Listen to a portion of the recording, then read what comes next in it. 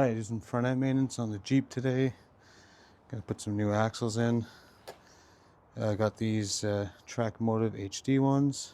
I noticed the front left caliper was sticking too, so I grabbed a new one out of the junkyard. Just gonna look it over, make sure it's going well. And I'm gonna replace front brake pads too, because the ones I have on there right now dust way too much. I'm gonna go with these Akebono ones. And Rupert, what do you think? Good idea? Yeah. I've replaced just the boot on this axle before, but it's still clicking, so I'm just gonna replace the whole thing. All the tie rods and stuff look good. Everything else checked out. Gonna start by taking this caliper off. Yeah, go from there. Big sockets. What size is this? Well, 35, but it's a bit big. Probably an imperial size.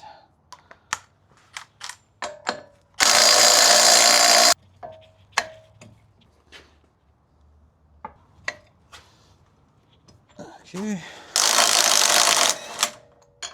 That's the spacer for the summer tires. The Jeep, the Wrangler ones don't fit, if you remember a few videos back, that a few years ago. The rotor still looks good. No lip. It's perfect. I've never done an axle on this before, so I'm just trying to think what's the best way. I don't know if I should take this whole assembly off. I think that's what I'll do, since I gotta replace the caliper anyways. So I'm just gonna take the bracket off, or the caliper bracket off, which is 21 mil.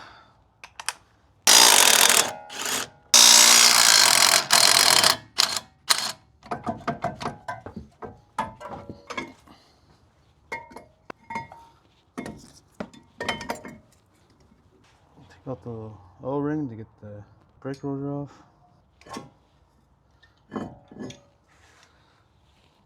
Yeah, so I did the axle boot, wheel bearing, and dust shield last year. So all this should come off pretty simple. Continue with the lower ball joint. I think that'll be the easiest way.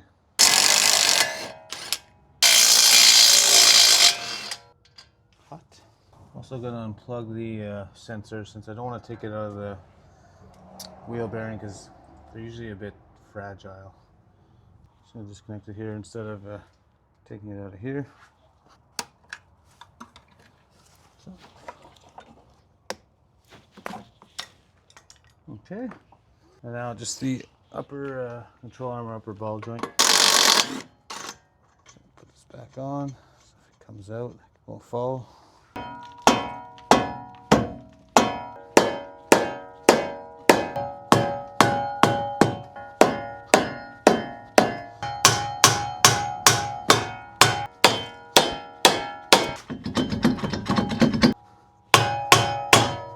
There we go.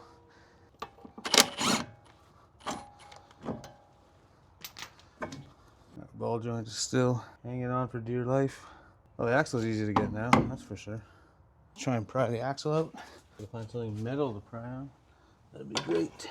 If I just pull. Nope. Okay, it's got the whole knuckle assembly out. I don't know if the axle is going to fit through here, underneath the shock. So I'm just going to take this bolt out. Sway bar end link and ball joint seen better days. Oh yeah, little crack in the boot there. But I don't have that with me right now, so I'll have to order one and put it in next time. Okay, after an hour, kind of stuck here. Can't get this lower bolt out for the fork that the strut sits in, and I'm just rounding it out here and even hammering on it here. The air hammer can't get it to go through, so I'm going to see if I can buy a new fork, a new lower control arm, some tie rods. So also one thing, you always think it's going to be quick, right? So I don't have the Jeep parked so the garage can close. So, gonna just quickly reassemble the front end with the broken axle and just push it. So, basically what I've done so far on the Jeep is just waste a whole lot of time. Let's go buy some tools, got an idea. Okay, for some reason I didn't have a flat attachment for my air hammer, so I'm gonna try and use that to air hammer the bolt out. Okay, here's where we're at. Got it out finally. Not the bolt, but just the lower control arm. So I'm gonna cut these and then air hammer the bolt out, hopefully.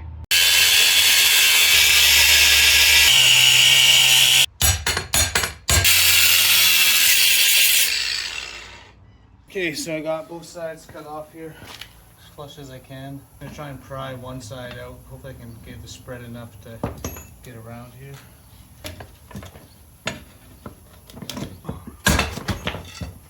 Oh, come on.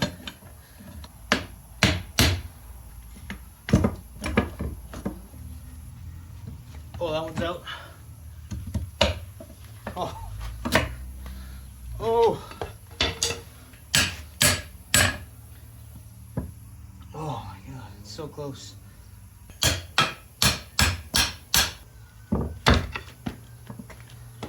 Now someone in the comments is gonna have an easier way. I gotta have this done in 5 minutes. So if you're that guy, please let me know for next time. Oh,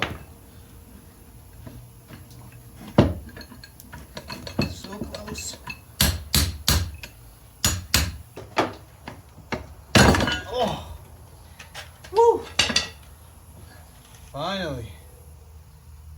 Oh, holy crap, my back hurts. Okay, I had to go to a different parts store, get the lower control arm. So in Canada, we have this Pro Series OE that you get at Canadian Tire parts stores. So it's got the full arm with the ball joint already in it. And then just went to a hardware store to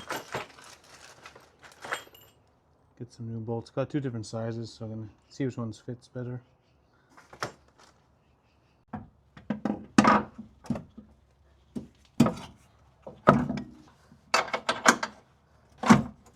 Not too difficult. Maybe the first time today that something hasn't been too difficult.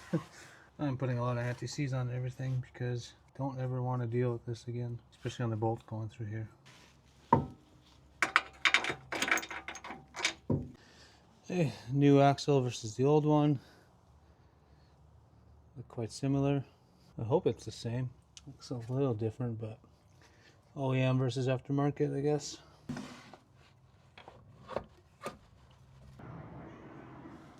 I know, Rupert. I hope this is the right one. Oh, perfect. That was a satisfying sound. All right, Rupert. Something went in properly. You excited? Okay, I'm gonna put the rest back together now. This is the bolt going into the bushing in the lower control arm. It's black. And here's what it looks like now. I put all the anti-seize on it because I never want to deal with this again. So it looks like all along the brakes were fine. It was just the I must have had the strap too close when I replaced the boot, or I didn't crimp it enough because it was hitting on the knuckle. Okay, mystery solved. Okay, there's a lot of information online of whether the axle nut should be like 100 foot-pounds or 185. I'm gonna put mine at 125 because that's what I feel comfortable doing. And if the axle flies off, I'll let you guys know. And there you go, torqued. Okay, in the Jeep.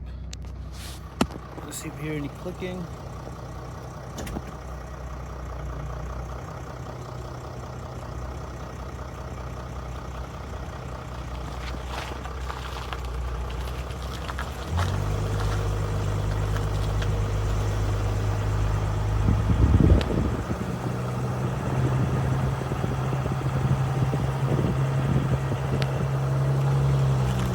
Oh yeah, no noise. That CV is working real good.